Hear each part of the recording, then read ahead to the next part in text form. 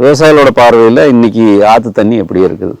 ஆத்தொட்டி இருக்கிறவைய service இருந்து கிணறு இருக்கிறது எல்லாம் எடுத்து பண்ணுறவை பூரா தென்னை மரம், சோளத்தட்டு, மித்த வாழை எல்லாமே போட்டு விவசாயம் நல்லா பண்ணிட்டு இருக்கிறாங்க. நல்லா இருக்கு. நல்லா தான் இருக்குது. அதுக்கு முன்னே எதுவும் அந்த அளவுக்கு பண்ணல, தண்ணியும் அந்த அளவுக்கு இல்லை 2010க்கு முன்னாடி. இல்லை, இப்போ 2-3 விவசாயி காலையிலேருந்து பார்த்தோம்ங்க. அவங்க தான் இப்போ தான் பருத்தி எடுத்தனுங்க. பருத்தி எடுத்துட்டு சோளம் போட்டு சோளம் எடுத்துட்டுன்னு இப்போ ஒரு தோட்டத்துக்காரர் சொன்னார்.